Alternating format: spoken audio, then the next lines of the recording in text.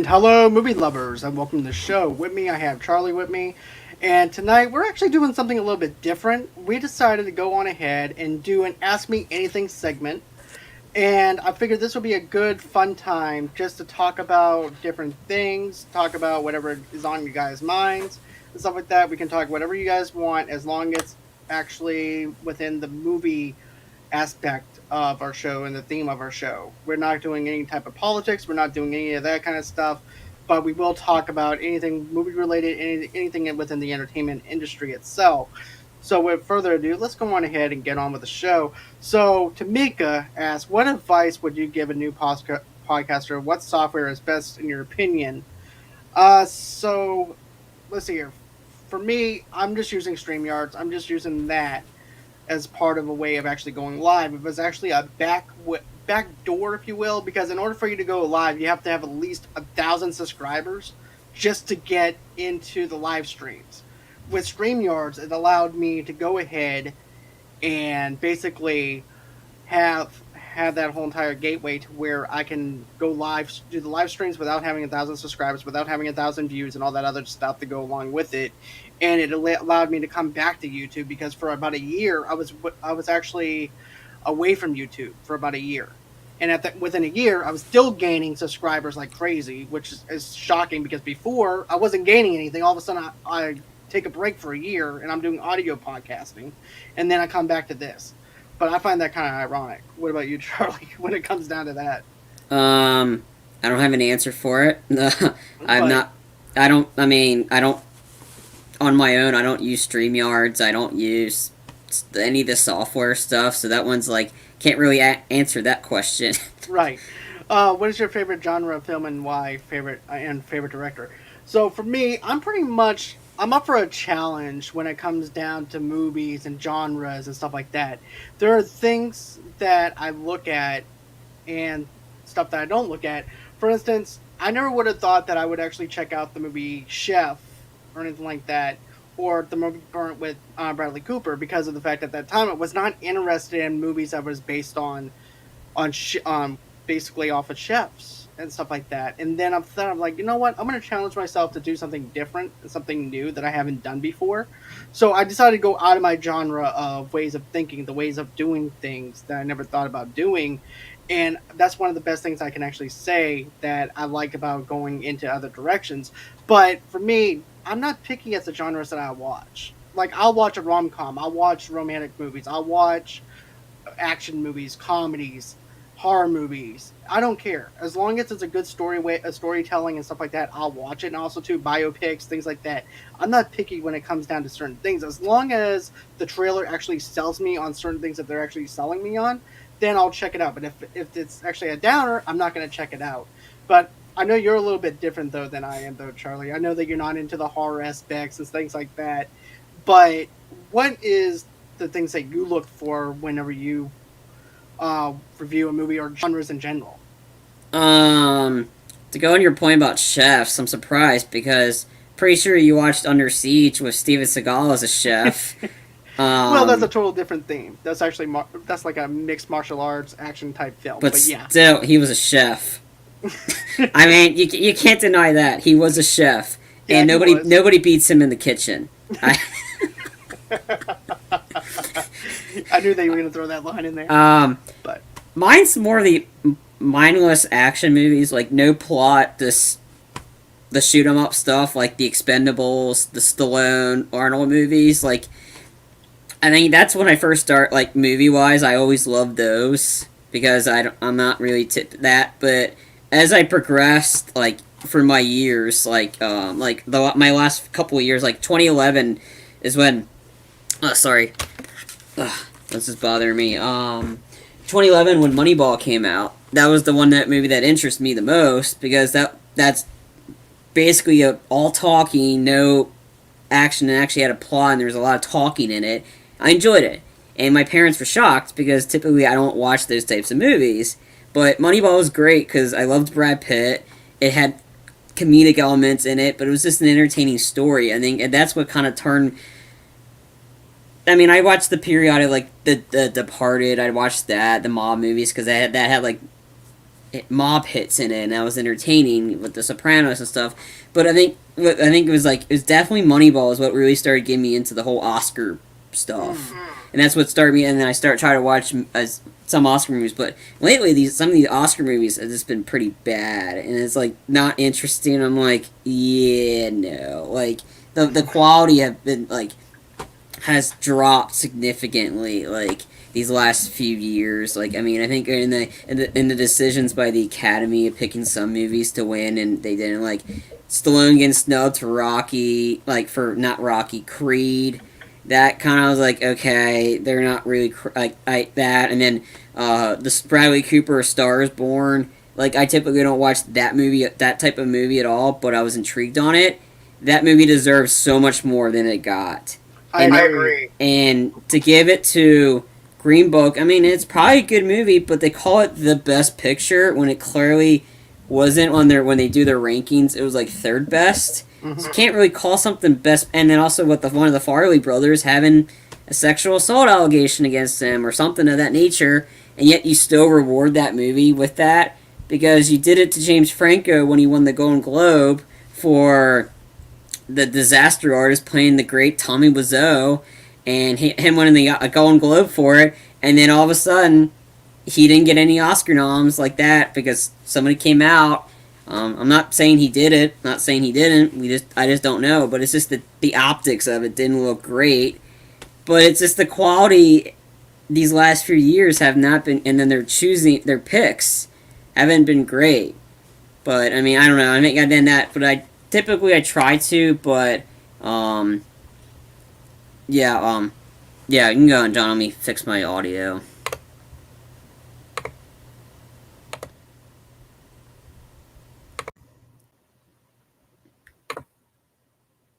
You're muted, John. Oh yeah, but to be honest with you, man, I'm glad I checked out A Star Is Born because I've been wanting to check it out. I just haven't had a time to check it out or anything. That was not until I was spending time with my fiance and everything. And we winded up liking it. I mean, the ending though is kind of messed up because I was actually expecting something more, but we'll get into that when we get ready to review A Star Is Born on the things I didn't like about it. But it was definitely like an Academy Award winning kind of feel to it. And also too, I definitely agree with you about Moneyball. Moneyball was definitely Oscar Mm-hmm. worthy for something that was different, and also too. It was also something that was true, so I definitely like Moneyball. Moneyball was right up there with me at that year. But another movie that ranks up there for me is also the movie 50-50 with Seth Rogen and Joseph Gordon-Levitt.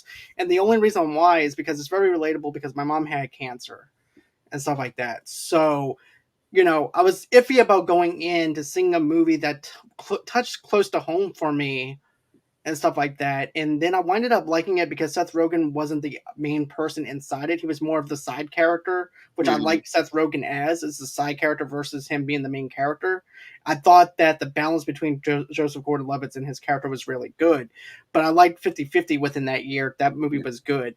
But let's see here. To go on your Stars point, I knew that type of ending was going to happen because it happened in the other versions of that same movie. It's like that's how I knew going in because I was reading the plot of the old ones Mhm. going to prepare myself for this one. So I knew I didn't know how exactly it was going to happen, but I knew the certain character was going to That was going to be axed off pretty act much. like that. He's going to do yeah because I mean because that's the point of the story is to that. But whenever we get into that for that review, we'll discuss that more. But I knew going in something was going to happen because it was this because it happened in the other movies and they're trying to keep it consistent. It's just the how it happens Right. that's the difference. But I mean that movie deserves so much more. And the Academy screwed up big time with that. Kind of again, and then again when they did with Parasite. Again, I haven't seen Parasite. It's probably a great movie, but I think the optics of what they're trying to do, like I mean, I was hoping either Quentin Tarantino's Once Upon a Time in Hollywood, which is the Hollywood movie, and that's the type of stuff that you want to win an Oscar because it's Hollywood. There's talking in it, unlike when he gave it to the artist. Like, how can you have a musical? Not only that's black and white, but there's no talking in it. how the heck does that even work? And yet you that wins. Like, Right. I mean, Parasite was probably one of the statement wins, like statement, like, oh yeah, this is to prove a point. But I think I was either it was should have been either 1917 or Once Upon a Time in Hollywood. Should have won the Oscar in 2019. I definitely agree. 1917 was definitely Oscar worthy, but also too, Once Upon a Time in Hollywood had a great soundtrack to go with it. Tarantino does a great job at picking the songs out for it. Not only that, but Brad Pitt, Leonardo DiCaprio, Margaret Robbie, you have an all-star cast, Yeah, and it doesn't even it gets overshadowed with other yeah, movies that, to me, this movie should have won over the other film yeah, that won Best Picture. yeah, To be honest with you, yeah, 1917 was also good too. I definitely like yeah, the one-shot kind of vibe to it and things like yeah. that with 1917. So I do agree with you. Yeah, and then Brad Um, Pitt went in supporting actor, much deserved. He was yes, phenomenal in that movie. We like for our director series that we'll do eventually. Hollywood will be one of those ones I pick because that is such a great movie, and it's so good because Leo and Brad Pitt were great in it, and they had great chemistry. Unlike The Notebook, which didn't have any chemistry at all. Brad Pitt and Leo had that chemistry, and those two guys who were not casted in this movie, Once Upon a Time in Hollywood would suck, like right. straight up, because those two guys nailed it, and they're great. But speaking of Um, that, because I even got the book, which actually has more footage in it, and there's a hard copy coming out later this year, which I'll probably begin as well because I didn't realize it was that small. But there's a lot more details in here that wasn't even shown in the movie. And I think there'll be a backstory on Cliff. So okay. anybody seen this movie, like seen the movie, should probably check out the book. I probably will read it at some point. But Hollywood and Okay. Once by Time in Hollywood, fantastic movie. All right. And so Tamara asked, "What's your favorite movie of all time? Also, what made me decide to be a podcaster?" So first thing is first. My favorite movie of all time is two movies that I always pick out, or maybe every single time whenever I get this question, I always answer more than one thing because my choice of movies for my favorites always changes. It never is just like a one thing that I always recite or anything like that. I always wind up picking more than just one film. But I'll do some honorable mentions though too when I mention my one film. But my one film that I always come back to is the movie The Crow with Brandon Lee. And that's the simple factor is it's what got me into the grunge area. It's what got me into Nine Inch Nails. It's what got me into Stone Temple Pilots. Not only that, but I like the originality behind it, where basically you have a an author of the graphic novel who was actually getting over the fact that his wife got ran over by a drunk driver. So he used the comic book as a way of a coping mechanism to help him out with that. And then the movie comes out with Brandon Lee, and then Brandon Lee accidentally dies on the set of The Crow and making it. But I remember 10 years old going out to the movie theaters in Boston and checking that movie out. And I just fell in love with it. And a matter of fact, I still have it on Blu-ray. I still own the DVD of it on the 2 disc special features that they have. That's how much I love this movie, and that's how much of a close that it has to my heart. My other ones would have to be Jaws because I remember being that's what got me into doing oceanography with sharks and things like that and researching sharks. So Jaws is actually ranked up there though for me as well, even though the special effects might be a little outdated or whatever. But to me, they still hold up because I guess it has still has a special place in my heart for Jaws, and also too going on that Jaws ride in Florida. But then, of course, my other one I would have to go with is Back to the Future because the originality was Steven Spielberg and things like that about time travel with Marty McFly and just having a good time with Marty and Doc Brown. But Charlie, what are some of your favorite ones? All right, hold on just a sec. It's okay. To try to answer I think Johnny, I think you had a second question. Also, what made Yeah, you yeah. decide to be a Okay, I podcaster? just wanted to go ahead and Yeah, include you in on that. yeah. But I'll answer Tamika's second question at the bottom, which is for okay, me. okay. So what made me get into podcasting is the fact that number one, I couldn't do YouTube for a while. I took a year off, like I said before. I had to have 1,000 subscribers just to go live. So basically, I had this one person that I was actually friends with at this time, and we had a kind of a falling off. But he's like, "Have you tried podcasting?" I'm like, "No, I haven't tried podcasting." Next thing you know it, I get an Anchor account. Next thing you know it, in 2019, I wind up spitting out over 100 episodes, and I've been I got bit by the podcasting bug and I haven't stopped ever since, which is why I have close to like 600 episodes now. And we're in season 2 of the audio podcast. And I'm just having a good time just getting to know different people, learning about sponsorships, learning about different avenues to go on. And it's just amazing how far this can actually go because Charlie and I never thought that we would actually get a Netflix publicist, for example. Or another example is being part of the Holly Shorts Short Film Festival that I was just recently a part of, which I never thought that that would actually be a thing either. So it's just one of those things of pinch me now. I can't believe I'm here and doing what I love doing and feeling passionate about what I'm doing. But being a podcaster and what got me into podcasting, I like having conversations with people. That's my favorite thing is interacting with other people, other film fans, talking about films, even at work. I have a nurse that comes up to me and goes, well, what do you think about this movie here? What do you think about that? We're doing our top 5 list of our favorite Western movies. What movie should I add? What movie shouldn't I add to it? And things like that. And they look at the themes of different things. And once I wind up telling them, well, you should move this here, that should go out, they realize sometimes too that maybe they need to reorganize some of the ways that they're actually going about ranking certain things. And I love that. I love having conversations. I like interacting with people. This is also why I have Charlie on. He was actually a fan of mine from the movie page and everything from a while back. And I brought him into being an admin. And then from being an admin, he was now he's a podcaster with me. And having him on has just been great with doing episodes together, doing the movie trailer reactions together, and things like that. And also, too, I never thought that I would actually be in the Schmodown stuff either because at first I'm like, I don't really want to be part of the Schmodown thing. I want to do my own thing and not have to go ahead and reference everything towards the Schmodown. Just so happens to be Frenchie is part of the Schmodown stuff, and now I'm actually part of that world now too, and I actually love it. I love being a part of it, and I appreciate the support and love that I get from Schmoes of the North and also Mount Schmodown. But I'll let you go on ahead and answer both of those questions. All right. So when Tamika's question about favorite director, it's a tie for me between Christopher Nolan and Quentin Tarantino.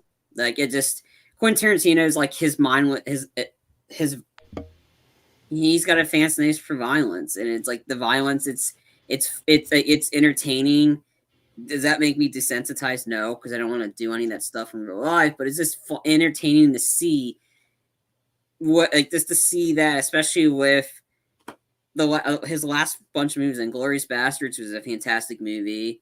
Django, great movie, and then Once Upon a Time in Hollywood, because like everybody knew if you're going to Quentin Tarantino, you know there's going to be like some ridiculous violence and also some timer warp, and I like that. And then Christopher Nolan for me is just he's just that director that makes very entertaining movies, and he cares about cinema, like the Dark Knight. Like the Batman trilogy he did, it was phenomenal. Like he definitely changed the game when it comes to superhero movies. And then it was when he did that, it goes into this one question about what is my favorite movie of all time. It's Inception. For me, like Inception, I know Sean and I worked at Sean at like our co-host Sean, him and I worked at a movie theater he worked there longer than I did or a little bit, or I started when he was already like in there. In 2010 was my second summer there at the theater, and that was when Christopher Nolan's Inception was coming out. It was a Leonardo DiCaprio, like kind of a sci-fi spy-ish kind of movie in a sense. I was so hyped for that movie, and then when we watched it, we got to see it was an employee sneak. It was Sean, myself, my dad, Sean's brother, and his girlfriend at the time, who's now his wife, Shane's wife. We were all. It was like the 5 or 6 of us in the theater watching Inception, and immediately afterwards we were asking we were talking about the ending. Was it a dream? Was it reality? It's easily reality, and I've done many, and this movie is a passion for me because I've done many presentations on it for college to presentations on it. Presentations shown this in college, talking about this movie. Inception was it is for me is one of my all-time favorites because it's great cast, an absolutely insane cast, great visuals. It's an intense movie. It's a little over 2 hours and 28 minutes, almost 2.5. Yet it doesn't feel like it drags. It keeps you sucked in. You're wondering, are they going to get out of this? And that's the whole point. And then this is the first introduction to Tom Hardy for me. because as Tom Hardy was in this, and the sequence in the snow where he's down there, that's James Bond-esque, and that's why I figure he'd be one of the good people that for like if they did James Bond earlier on, sure he'd be perfect for it. But I think he's kind of old now, and I think they need to go young. But yeah, that sequence in the snow was very cool. I mean, visually it was an all time stunning movie. So I mean, I just anytime Inception's on, I'm watching it because it was just such a great movie, and yeah, that would be one of my in my top five. Another in my top five was, of course, I mean, just recently, Once Upon a Time in Hollywood. I mean, because I have to. And I think I have The Matrix in there too. Like, I can't figure out top five, maybe The Dark Knight. Like, I can't pinpoint a top five because I've seen so many great movies that I might be would put in there. But maybe decide to be a podcaster. I just Right. like talking about movies. Honestly, I just like talking about movies and to be able to voice my opinion on stuff and about movies and stuff, and it's just something fun. That's why, and I think passionate films like Inception, anything by Nolan, most of Tarantino's work. There's a couple Tarantino movies I don't really care for. Yeah, I think I answered that one. Okay.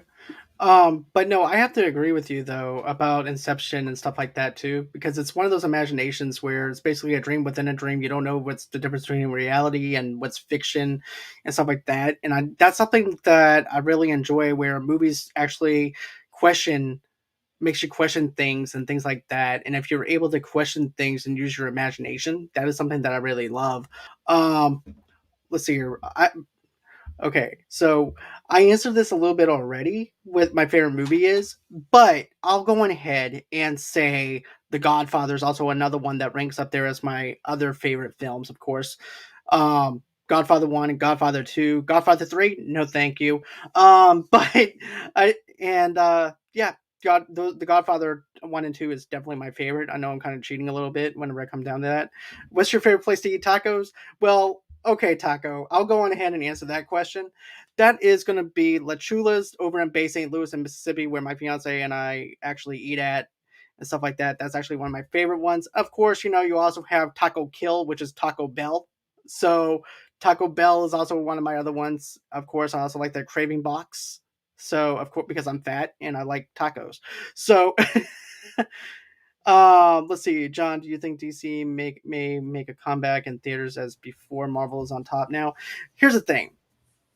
At one time, I would say that they. Here's the thing. When it comes down to DC, they need to stop trying to catch up with Marvel and just try and make good films. That's all they need to do is try to make a good film and stop trying to be like Marvel. Make the best movie that you can possible. And if it's a good movie, we're going to go out there and support it. Perfect example is the Suicide Squad that they just dropped and everything, even though they didn't do well at the box office or whatever, and it was dropped on the same day as streaming, that movie was still good. Charlie and I raved about that movie because it was just that good of a film. Yes, it had that James Gunn cheesiness of it, of a Guardians of the Galaxy, but it was a total different tone of cheesiness than what we're used to with Guardians of the Galaxy. This is more of your R-rated, in-your-face kind of thing, like Slither, and that is something that I really liked. Now, here's the thing. DC had a chance to catch up with Marvel in a sense because of the fact after all the phases were done, they had to rebuild their building blocks and everything. So DC had a chance to go ahead and while Marvel's rebuilding their building blocks, trying to figure out what they're going to do, this is all before Doctor Strange: The Multiverse of Madness. This is before WandaVision. This is before everything else. All their phases are done. Everyone's like, well, what are they going to do next? What's the next big Marvel project that they're going to do? Well, guess what? They didn't do anything. DC kept on doing this whole entire back and forth game of being reactionary. They didn't know what direction they want to go in. They got rid of Zack Snyder with his project, and also too Zack Snyder was also working on his zombie film, and then there was also return, of course, also to rebuilding the Snyderverse and everything as well, restoring the Snyderverse. And we actually got a good movie out of that with the Justice League. But I feel like if DC wasn't reactionary, if they knew what they were trying to do, just make a good, simple movie versus trying to catch up with Marvel, they would be okay. But that's just my opinion on that. But right now, Marvel, I don't know if I can say Marvel's on top right now because I haven't seen Shang-Chi yet. I haven't seen Venom yet. I haven't seen Spider-Man Far From Home or anything like that to actually say that they're back on top or anything like that. So for me to say that they're back on top or anything like that, Marvel's still on top, it's hard to say. But as far as their TV shows go, they're knocking it out of the park for me for their TV shows. But what about you though, Charlie? Whenever it comes down to that, I mean, during that phase when Marvel still like, I mean, DC's got some decent ones. Aquaman, never thought I yep, would say that. Aquaman was fantastic, and they're working yep, on. I think they're just about to finish the sequel. Aquaman was great. Shazam was good.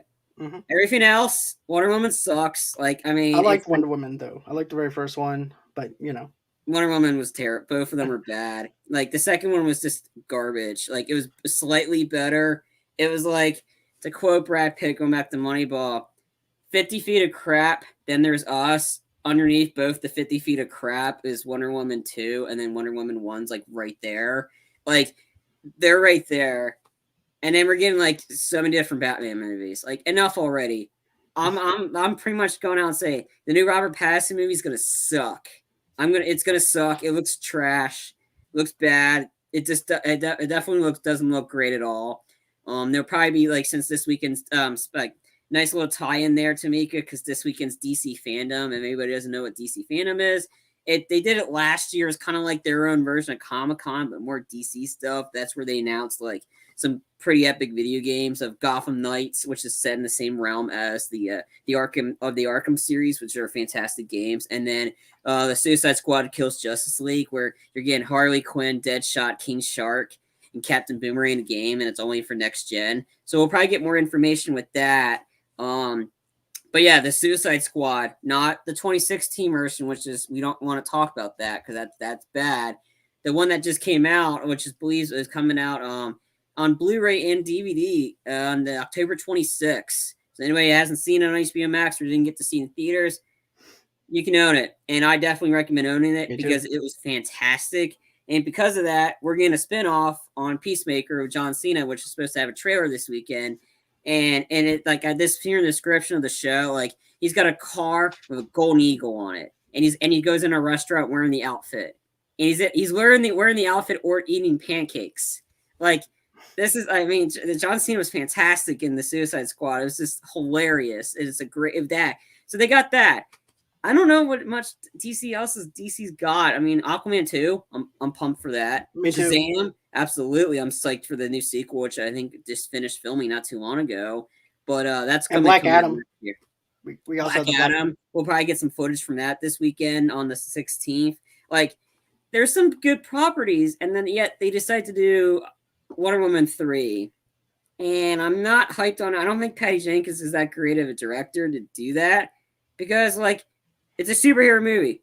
You're supposed to let them. They're supposed to fight people. That's the whole point. They're supposed to fight super beings that are just like them, not deal with dramas. If you want to watch that, go watch the Eternals. That's what that's what the Eternals is going to look like. Like that's the problem with Marvel. I think the Eternals is going to look like a melodrama. I will say, Shang-Chi and the Legend of the Ten Rings, a lot better than I expected, and I was like shocked. I was like, wow, this is actually really good. The trailers don't let on how good the movie is. Like, the action sequences are phenomenally shot. We got a really good villain. And Tony Leung plays a really good villain. Like, in this movie, it's an entertaining movie, and it kind of sets up how we're going to be moving forward with this. But yeah, Shang-Chi was a surprise. Like, I didn't expect it to be good.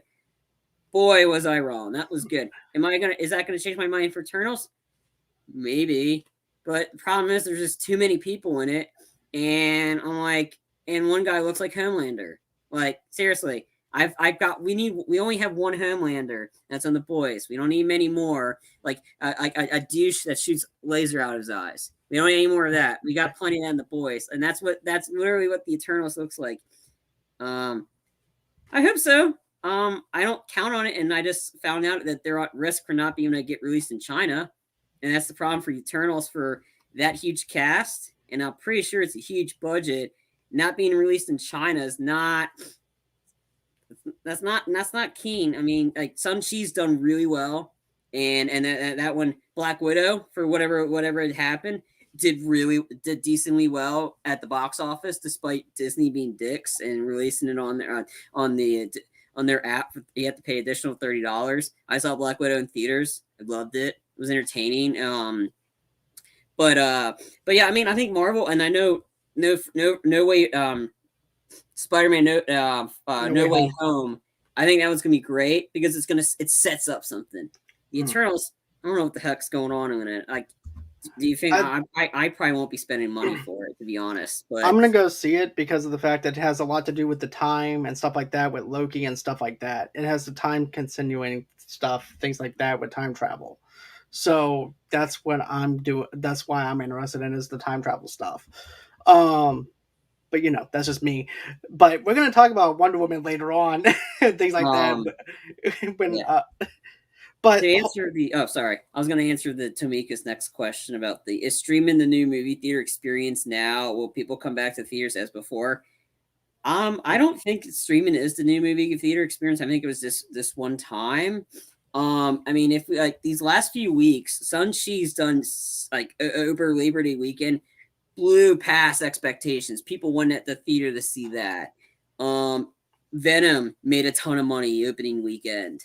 Like, sure, well, Bond didn't do so great as what they were expecting in the stateside. I think it made about like over the opening of the weekend, not including the holiday Monday, made about 56 million in the states, which is still pretty good. But overseas is where it's killing it. mm, It's already up to 300 million um internationally. So people are like may not be in the states, but it's like they're doing overall. It really just depends on the movie. I mean, it's got to be. I think Spider-Man: Far From Home. If the studios do it right, not pull the same shit Disney did by making you like same day streaming and in theaters, like I think. I mean, I know that's why it's going to hurt some of the Warner Brother movies. These next are like Dune. I think is going to hurt Dune when they release it on streaming and in theaters that's kind of a problem. Like I'm really hoping more people go to the theater to see the new Matrix movie. I know I will. I'm gonna try to see that in theaters because that's the meant it's meant to be seen in that.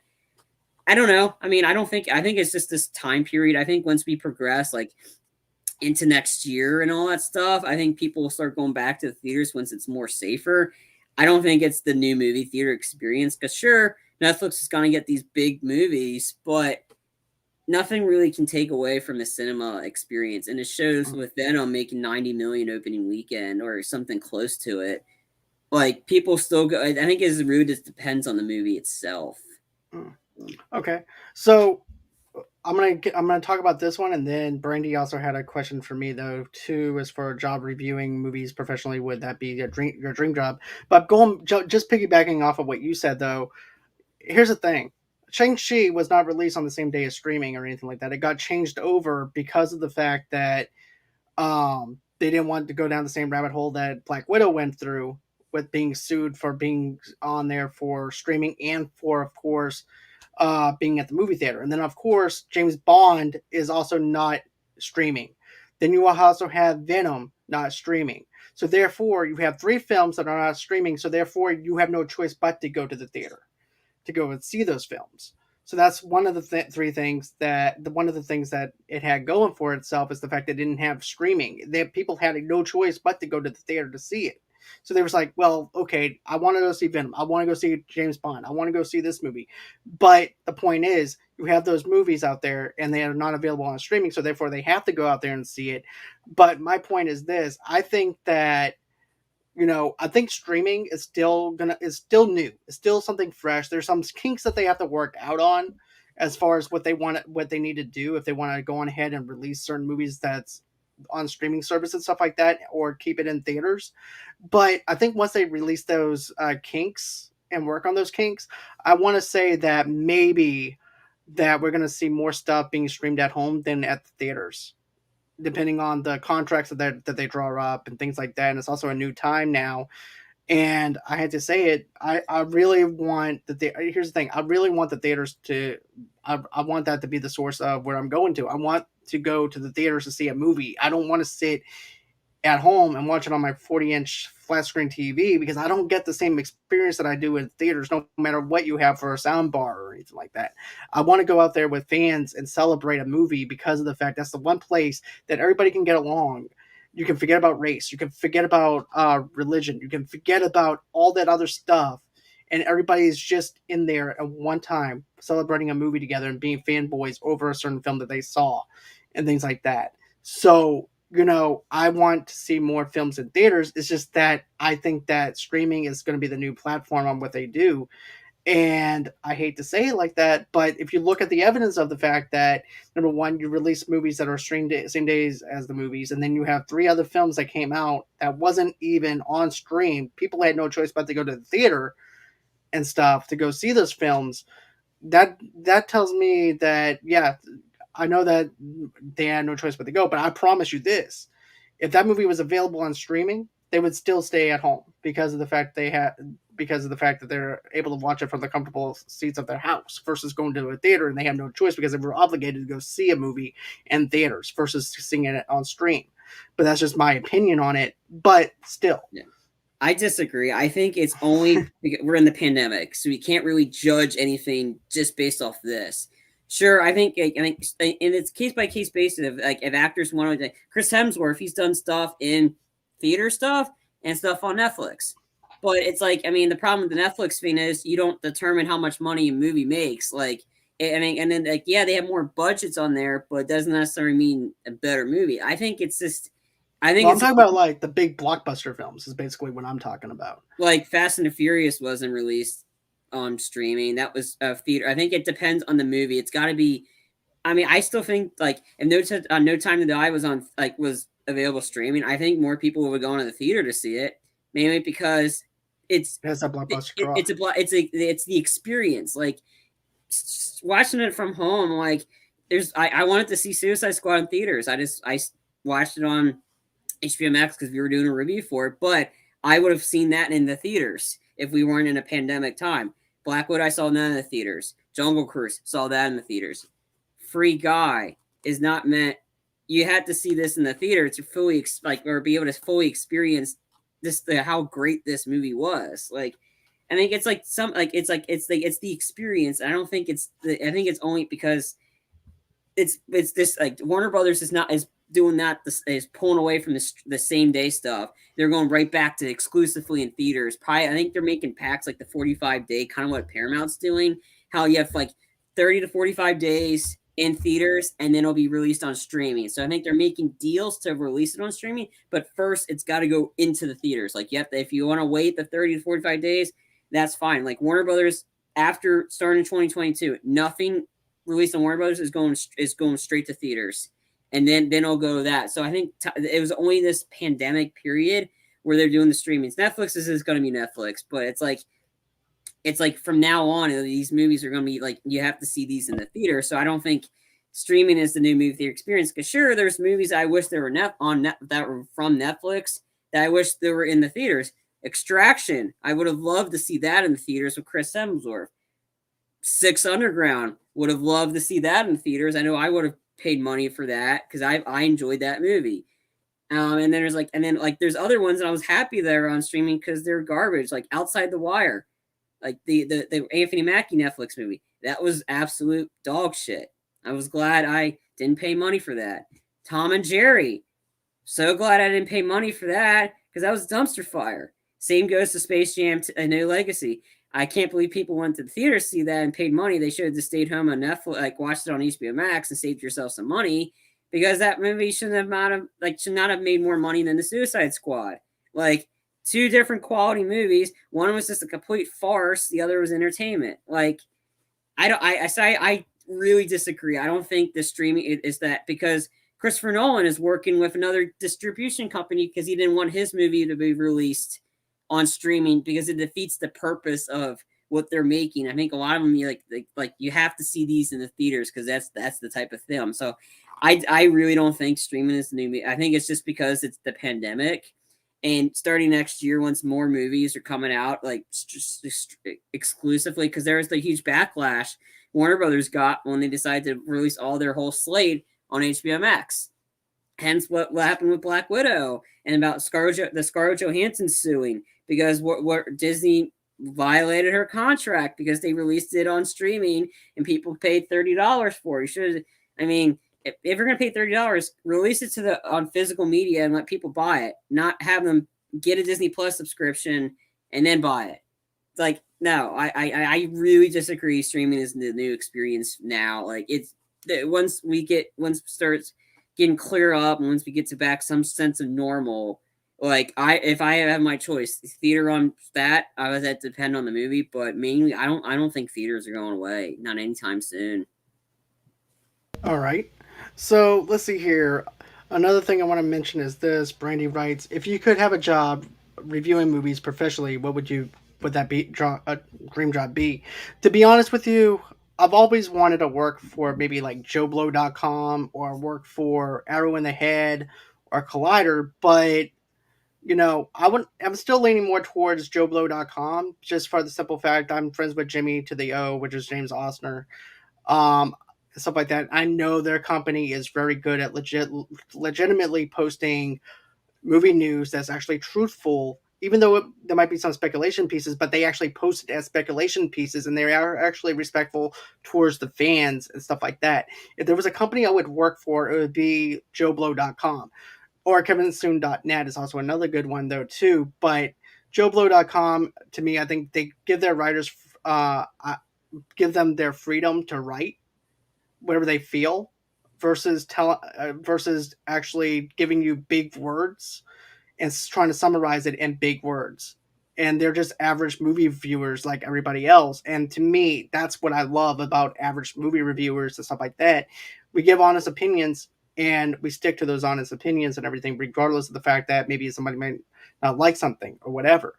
But still, I would have to say JoeBlow.com. What about you, though? I mean, getting paid is to do movie reviews. Heck yeah, I would do it. I mean, it's what I'm passionate about. I love Me talking too. about movies. I'm a movie fanatic. Like, I mean, you see my background right there. That's an actual background. That's how many 4K movies I've been buying like lately or that. So I'm like, yeah, I have to be able to do that and get paid for it. Yeah, I mean, I definitely would do it. Me too. So let's see here. Crichton Films. Hey, Crichton. Do you think the change of seasons changed the overall mood for a movie watching? What is y'all's favorite seasonal movies and why?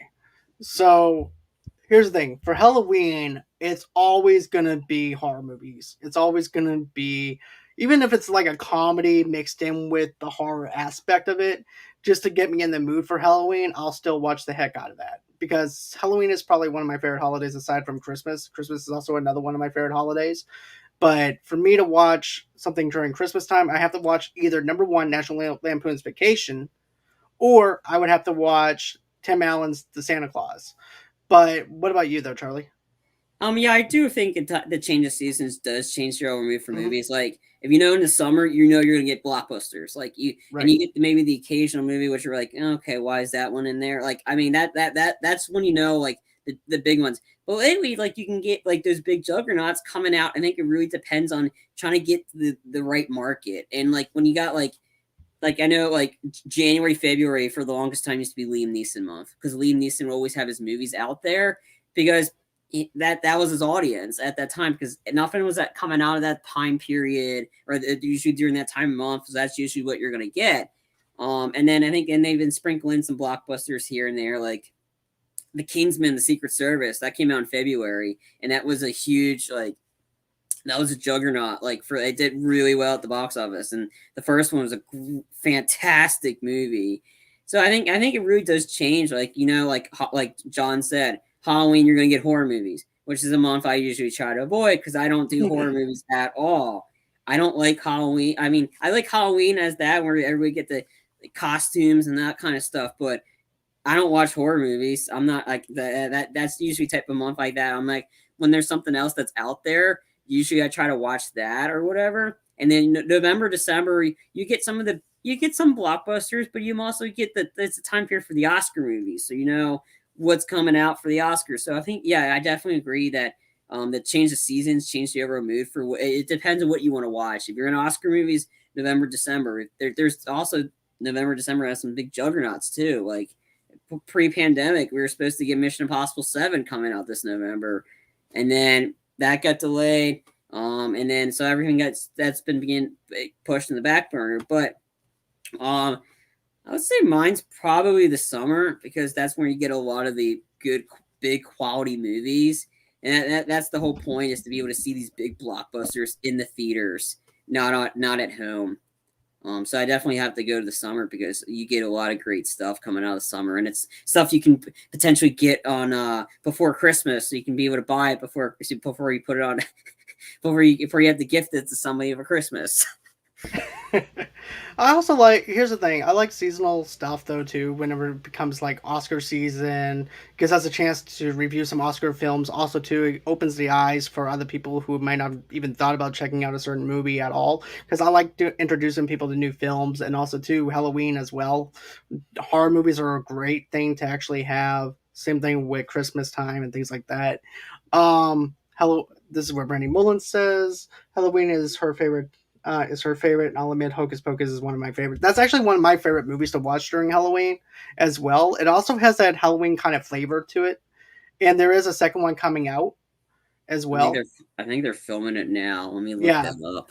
go ahead and research that real quick. But Yeah, here's the thing: it's a cult classic because it didn't make that much money at the box office, and I remember doing talking about this a long time ago, way before I was doing podcasting. One of my friends saw like a fan made poster. I know the difference between a fan made poster and a legitimately comes from the studios kind of poster. Like, is this true? I said, no, it's not true. Because if you look at the budget, if you look at how much the movie actually made, and then you take a third of that away because of PR marketing, you take whatever the movie theaters make, that's how much the film actually makes. And by the time that it actually made that certain money and everything, the movie didn't make enough money to say, hey, look, you know what? We want to invest in more of Hocus Pocus. So therefore, I'm not going to go ahead and invest in this movie because it didn't make that much money. But now with Disney Plus, on the other hand, I'm gonna have to say this, with Disney Plus, they're actually doing stuff that I never thought that they would actually do. Turner and Hooch TV series. Even though I'm not interested in that property, never in my million years that I would actually think that they would actually make a Turner and Hooch kind of TV show. sequel Then nonetheless. right, it's more like a sequel. And then of course, you also have the new Home Alone movie that they're dropping, and then of Oh, course, which I don't really care about, and then the new Hocus Pocus, which I'm intrigued about if they do it the right way. And at first they're like, oh, we're not going to have Bette Midler in there. We're not going to have the characters that you knew and loved from the kid standpoint or anything like that. And I'm like, okay. At first it's kind of a letdown. But if you think about it though, back in those times, and those time periods, there's different witch covens that they can actually cover besides the sisters that we had from the original Hocus Pocus movie. So if they go on ahead and if they did go down that route of not giving us the same characters or whatever they have, it gives us a chance to explore other covens aside from the coven that we had, which is something that I really was excited about seeing in a sense. But at the same time, it'd be cool to see the sisters interact with other covens in the present time of a 2021 kind of world that we live in and have that kind of interaction. But Charlie, I know you did some yeah. research just now, so Yeah, they're filming it now, and it's the three people are back. original, right? Yes, that. I think it's a bunch of. I think the story I read was the three sisters accidentally awaken the Sanders sisters, so I think they got to stop them. So I think it's kind of like. I think we're gonna get might be the same story a little bit. I don't know if that it's gonna be exclusively on Disney Plus. Sometime next year, 2022. Okay, that's something that I'm actually interested in. To be honest with you, because it's been a long time since people have been wanting this movie. It has a cult following. It's a cult classic. I'm game for another Hocus Pocus movie. To be honest with you, so Tamika writes, John and Charlie, if you could write and produce your own film, what would it be? So I'm gonna go on ahead. I'll answer that one real quick, and then I'll let you have the floor for it. Uh, for me, it would be the kidnapping of Sinatra, and here's why.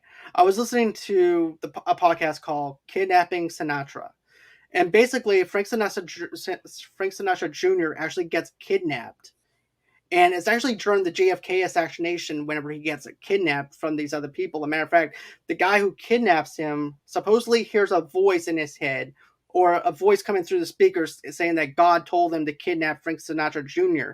And also, too, he was also in depth into his eyeballs. So he kidnaps Frank Sinatra Jr. thinking that Frank Sinatra Sr. would be okay with it and to pay a ransom for it. And the way the podcast actually presents itself, because it's actually John Stamos is actually the person who does the podcast, who's actually the host of that podcast and does a fantastic job of that.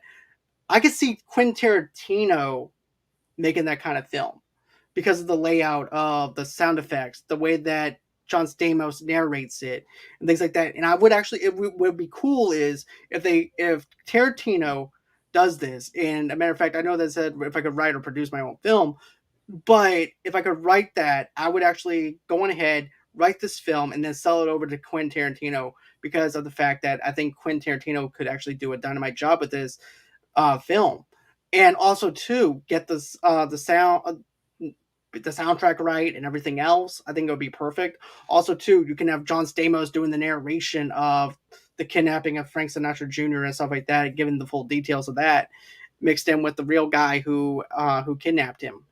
So I think that's just my take on it. What about you, though, Charlie?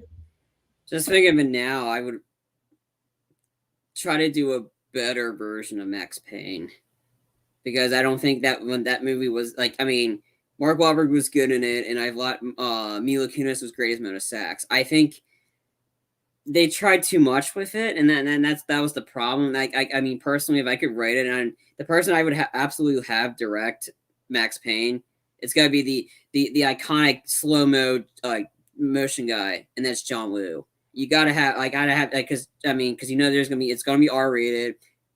There will be doves because of course because you need a John Woo movie and it's John Woo. Who I would be in it, I don't know. Like I mean, if Chow Yun Fat was still young, I would have like him kind of like him do his take like Chow Yun Fat would be in it, but because John Woo has probably that would be another one of my favorite directors, John Woo, because he's made some tremendous action movies, but not many people have seen them. Like he's made two big movies internationally, and this is what made Chow Yun Fat star was Hard Boiled, fantastic action movie, and has the best action sequence I've ever seen. Like an 8-minute one continuous take or shot action shootout in a hospital. Like it's one continuous shot. And then like when I mentioned Tony Leung, who plays the villain in the Shang-Chi and the Legends of Ten Rings, that's where he started out at in Hard Boiled with Chow Yun Fat, and the two of them together, like it was probably one of the best action sequences I've seen, and that was a great one. The John Woo's The Killer, another great one because it has those iconic dual pistols, slow motion jumps, that kind of stuff, and I think that's what Max Payne is: slow motion, bullet time, like dual pistols or whatever. I think John Woo would have he'd be the best guy to do Max Payne, and if I could write it, that'd be great. But yeah. So, but yeah, I mean, like if you haven't seen it, Hard Boiled, I think it's not on any streaming service, so you're gonna have to find it. Hard Boiled is probably the best just best action movie like of all time. It is legit, has so many great action sequences. Again, the 8-minute one continuous shot. See, I think it's an 8-minute to get that. The action sequences is longer than that, but it's one 8-minute take of them going through the corridors of the hospital, and it's a shootout, but it's only one shot, no cuts. All right. Let's see here. We actually have Brandy. Would you consider reviewing more kids movies like Spy Kids or A Wrinkle in Time? Here's the thing. I love reviewing kids movies and stuff like that to give more gears towards people that have kids. It just depends on the movie itself and if it fits into the theme of what we're trying to do. And it's all about timing. It's all about finding the right timing to do it because there's just so much stuff that we need to get down to whenever we look at our schedule on the things that we want to do. If it happens to actually fall on something to where we're not that busy or whatever, we'll definitely do it. I would love to cover Labyrinth, which is actually one of my other favorite cult classic films. So that'll be another thing that I would like to cover. The most recent one I want to say that I did was The Secret of Nim, which was a couple of months back, which was the most recent kids movie, but also too is very dark for a kids film at that time because you're going through depression, you're going through cancer, you're going through all that other stuff with um, with Secret and M, which is actually streaming on Amazon Prime, I think now, but you can also watch it also on YouTube as well. But yes, if it falls into the category of us reviewing a certain film, we'll definitely do it. But what about you, Charlie? I mean, are you interested in reviewing more kids movies? Definitely Spy Kids. I Yeah, mean, I Spy mean Kids was fun. that one's fun because it's funny because Danny Trejo plays the same character that he does in the spin-off movie Machete. He plays Uncle Machete in the Spy Kid movies. Even when he even had Carmen and Junie show up in the Machete movies. Junie showed up in that, and he has the one line, he's like, "Yo, I may be adopted, Holmes," and then Machete's like, "Yeah, no shit." Like it's just the funny line. And then because he's in it, like, and then the sequel, Carmen's in it, and then she's one of the ones that worked with Sofia Vergara's like prostitute ring or whatever they're doing in that the set. And I don't remember the Machete kills that much. I just know it was just absolutely ridiculous. But that's what kind of started because, and then the common thread here is Robert Rodriguez. Robert Rodriguez directed Spy Kids. He directed Machete. So it's just the commonality between it. So yeah, I mean, there's a lot of elements too, and it's got like a lot of great cast in it. And the first three though, we're not doing that fourth one, even though it's like that one was like, what the heck happened? Yeah, that one was crapola. I'm not gonna lie, that movie. I mean, the third movie got Stallone. Like, I mean, it's like Spy Kids 3D. Stallone was in that, and then, but it's just like definitely Spy Kids.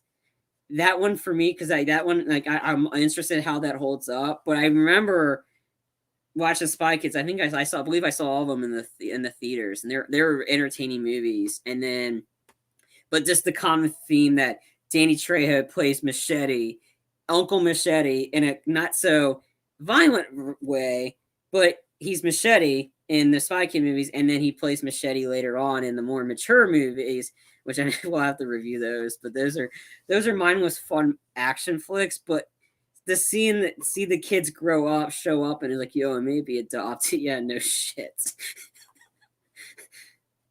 But yeah, that kid movie, yes. A Wrinkle in Time, I don't know much of it. I know the one that just came out not too long, a couple years ago. I heard wasn't that great and didn't look entertaining. I don't watched know. it. Yeah, it's not one of those movies that, I mean, it would be one of those ones that if I drink, I would get drunk and watch it. yeah. That's probably about. Some other ones would be the Three Ninja movies. I love the Three Ninjas. I grew up with the Three Ninja films. I love the the doofuses in it. The three guys. Like the first one, like it's like the surfer dude's like, hey, like you might want to open up the cash register, or else it's gonna get nasty. And they're like, there's like, it's like, I don't know, man. I dropped out a couple years later. Like I just the three dudes in the first one was so funny. That one, and then Surf Ninjas is another classic. Oh my god, Surf Ninjas is actually one of my other favorite ones, dude. Like, I mean, those are the kid movies, those are PG movies, but there's a lot of adult elements in it. Yeah. But the Three Ninja movies, like that, the first like, two, yeah, the first three Spy Kids, Three Ninjas, the first that, not the Hulk Hogan one, that that one was. That was straight to DVD and stuff like that. That's and then definitely Surf Ninjas, like Surf Ninjas, like those. Those are some good kid movies we'll probably review because they're that. But the three dudes in this Three Ninjas, like, oh my god, they're the best. You better total before it gets nasty. And it's like, I don't know, I dropped out. I forgot what time school ends.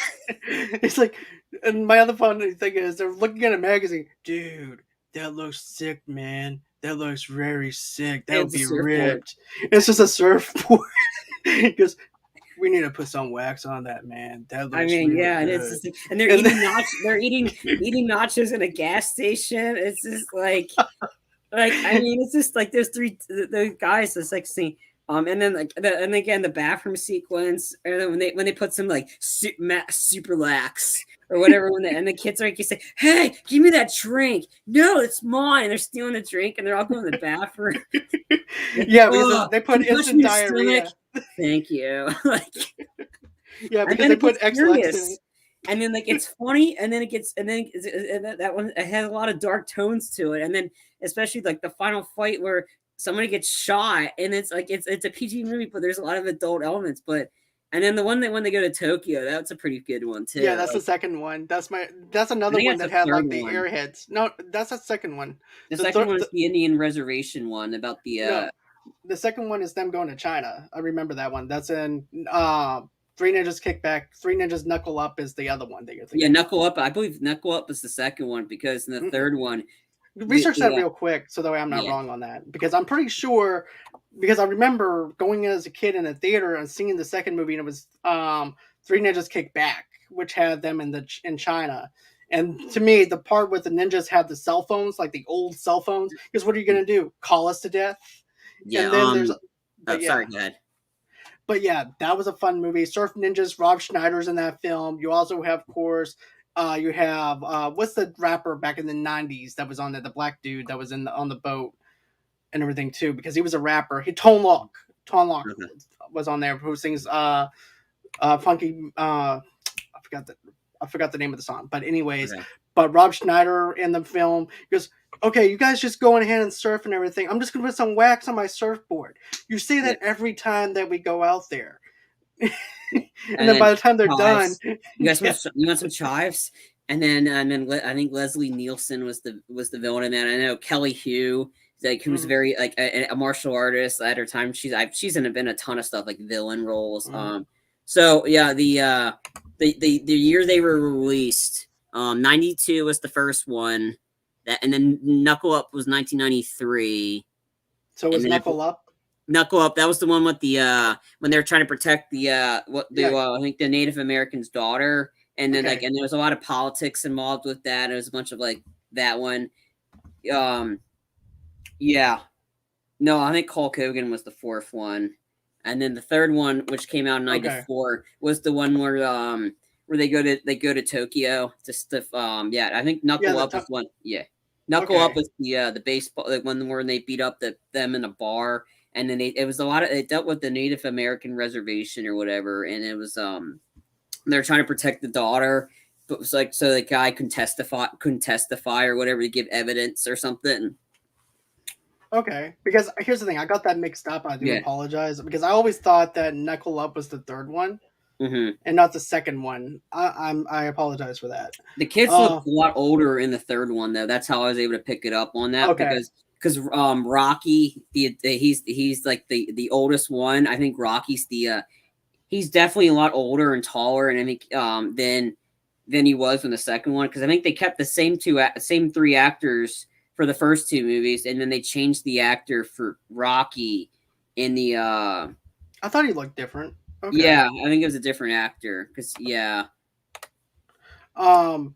So, but yeah, Brandy, we are definitely interested in doing more kids movies. As you see, we're talking about Three Ninjas, which is and also too, I didn't even know that was one of your favorite movies is Three Ninjas either, from back in your childhood. And also too, Surf Ninjas is also another one, because I can never forget Sega Genesis at that time with Game Gear. Sega Game Mhm, Gear at that time was very popular back in the '90s. And also too, the crazy thing. Let me tell you a little bit of fun thing real quick before I jump into this next one mhm. before we finish off. But I remember going as a kid to see Three Ninjas, not Three Ninjas, but Surf Ninjas, and there was a double feature being on there, right? So me and a friend of mine were going to go on ahead and see the double feature. But can you guess what that double feature was? Because at that time you had the Fugitive that came out, but there was another movie that came out at that time. It was actually Jason Goes to Hell, Oh, and that was funny because a kids movie, and then you have a horror movie that's actually a double feature. So so John, you were partially right. I think like with the ninjas. Three Ninjas. It is a sequel to the film Three Ninjas. Despite being released as the second installment of the franchise, Kickback is chronologically the third installment of the Three Ninjas series. Originally, the other sequel, Knuckle Up, was shot back to back with the first film and with the original cast, but due to distribution issues, it was released in 1995.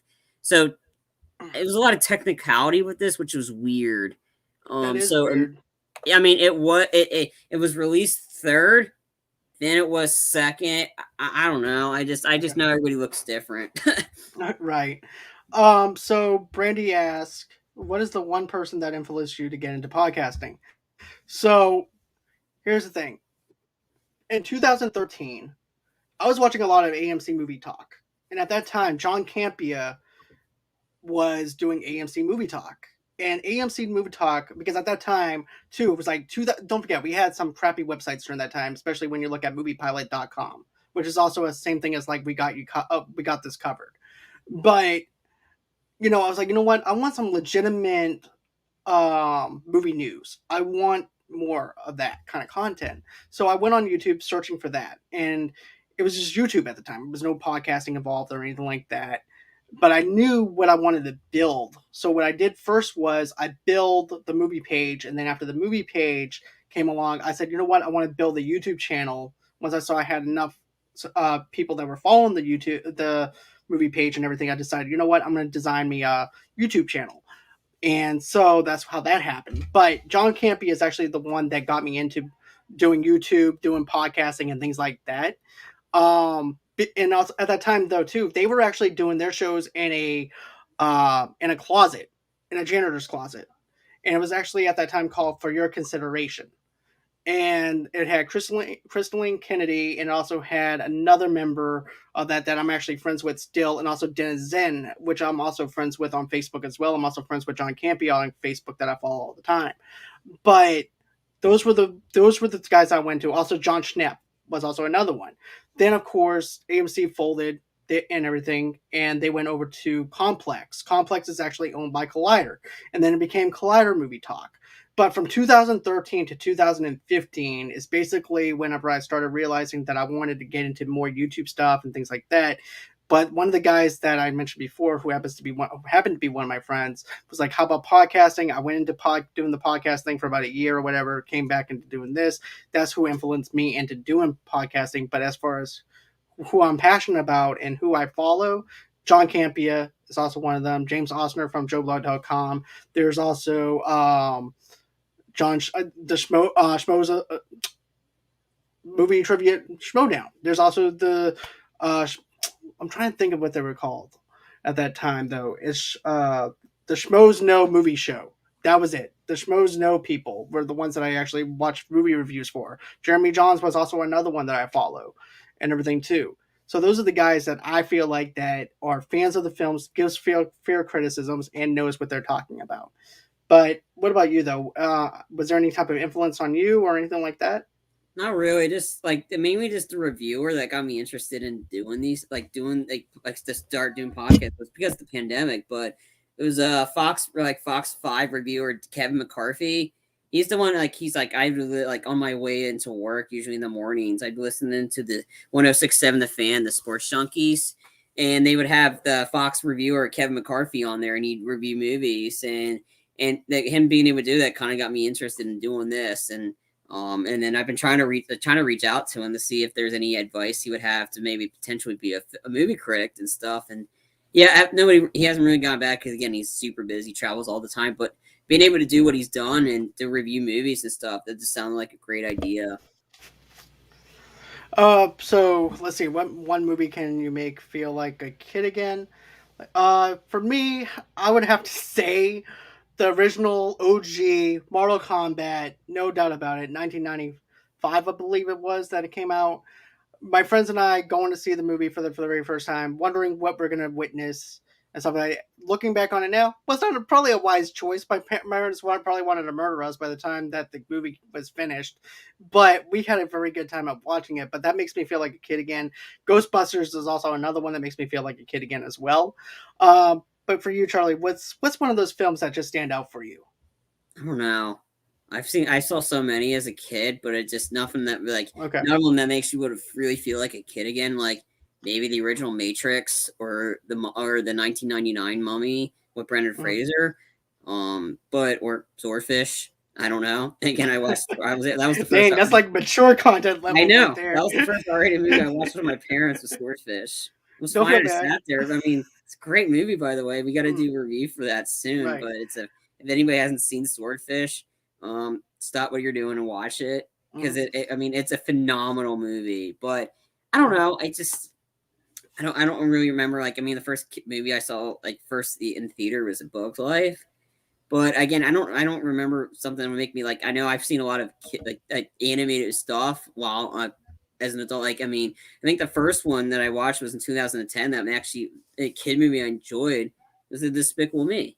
Like Sean hates that movie, and sorry, Sean, I got to call you out on that. Despicable Me was great because not only did it was meant for kids, there's a lot of adult stuff in it, like Vector doing pelvic thrusts. Like I mean, that's just hysterical.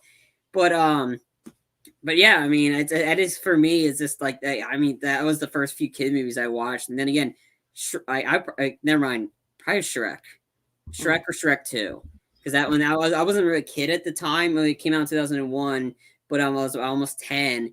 But definitely Shrek or Shrek Two, one of those two, because those are kid movies, but there's so much adult humor in it. Like, and it's just, I mean, they're just great movies. You're muted, John. One more thing though, I would have to also go with a classic 1989 Batman with Jack Nicholson, and Um, that was my first movie that I ever saw in theaters. I was a kid. I was a fan of the old reruns of that whole entire thing, and then the nostalgia factor of seeing my favorite hero on screen for the very first time, played by Michael Keaton, and I didn't even know the controversy that was surrounding it or anything like that, with him playing Mr. Mom and things like that. All I knew was I want to see Batman kick some ass and take some names, and that's all I cared about. Michael Keaton is still my Batman, but I like Ben Affleck as well. But that's just me. So let's go on ahead. I have one more question, and then we're gonna call it a wrap for the rest of the night. So basically, this is an Instagram question, and this comes from Building a Life 101 62020. He has several questions, but I'm just gonna go on ahead and do one since we are running out of time, and we might actually save this one for later. So and I have you another know, question I just saw on Twitter about 29 minutes ago. okay, go on ahead. You cover the Twitter one, I'll cover the Instagram one, Okay, and then we'll cut it from there. okay. All You right. do your question first. So I can do the Twitter one next. Okay, so what was the hardest movie for you to get into, but now that you see its brilliance, you can't get enough? So it's not about me getting enough of this film or anything like that, because I don't plan on revisiting it. But the movie that, for me, that I just reviewed with Alex from A Town Reviews was a movie called They Live, which is a John Carpenter movie. And that movie, at first, I'm like, this is too campy. This is too much of the campiness and stuff like that. I just didn't care about it. And then, and also too, I was also tired at that time, so I went on ahead, rested a little bit, came back to it, and I wound up loving it. I wound up loving the whole entire aspect of the fact that we are probably the media puts a blindfold over our eyes, pulling things over our eyes and stuff like that. It was more a political statement for John Carpenter during that year, during the Reagan era as well. So that was also something else that he was playing around with at that time. But for me, it's They Live. What about you? Um, this was like I mean, there's a few like definitely one I saw once. I don't might go back to may not as I Mad Max Fury Road. Like I was not like a big fan of that at all, and I don't know if I'll go back to that one because it just was just boring and slow. And But then yeah, another one I would say, I again, if the movie isn't great. Anytime it's on, I usually turn to it. It's Point Break with Keanu Reeves and Patrick Swayze. Like the first time watching it, I didn't really care for it, but I tend to keep watching it because I like Keanu and I like the chemistry between Patrick Swayze and Keanu. Like the movie's not great, and I'm not a huge Catherine Bigelow fan at all. But just the memorable lines, I'm like, I got like Keanu has so many great or Utah, get me two, or are you out of your fucking mind? I am an FBI agent. Like this, the Keanuism, and then you appreciate that movie more because the remake is utter garbage. Like the sequel might have been better because Gerard Butler was supposed to play Bodhi in it, and he dropped out and he did something else at the time. But the Edgar Ramirez and Luke Bracey, they didn't do it. They turned and they weren't surfers. They were just like adrenaline junkies, and it definitely it was a PG-13. It was bad. It was garbage. I mean, like the remake, the original is so much better. But then again, the original it wasn't that great a movie. But you just watched it because you appreciate Patrick Swayze and Keanu, and that was a very young Keanu Reeves, and he still looks really young to this day. But I mean, I just watch it just to see what scene we're on.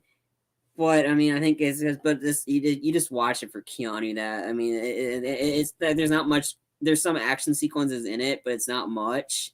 You get more action in the trailer, but again, you just watch it for Keanu and Patrick Swayze. All right. So where? So with that last question that we have on Twitter, where does Okay, that it come was from? from my buddy Tim Baumgartner. He wrote on there. I think the question was like, why not remake bad movies to make them better? Leave the good ones alone. Okay, here's the thing though with that. What defines a bad movie from a good movie? Because everybody has their own taste on what a good movie and a bad movie actually is, because all movies are, of course, subjective. So, are we talking about box office bombs? Are we talking about what makes a bad movie, or what makes a good movie a good movie?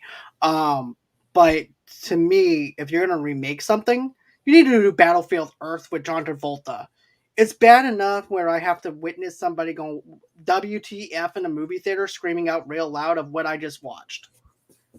Oh, To I me, actually that misread. Sorry, I misread the question. It was I think, and then Tim added on. So, anyways, by Sean Knowles, he writes, "What's one of your favorite movies growing up that you would want to be remade?" Personally, Sean says, "I would love a Gremlins remake." mm, And then Tim writes, hashtag leave Gremlins alone. And he goes, "Why not remake bad movies to make them better? Leave the good ones alone." So that was the question. okay. And then that was just Tim's backup question. But yeah, that's like all within that. What is the one movie favorite growing that you want to be remade? And then we can answer that second one afterwards. Okay, so I'm gonna let you go first while I plunder that. I don't know. I don't. I don't I know don't. either, to be honest Yeah. with you, because here's the thing: there's certain movies that should be remade and certain movies that shouldn't be remade.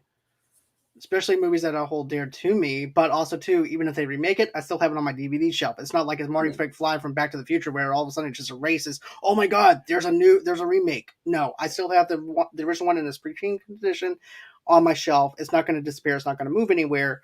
But do I want them to remake something? Probably not.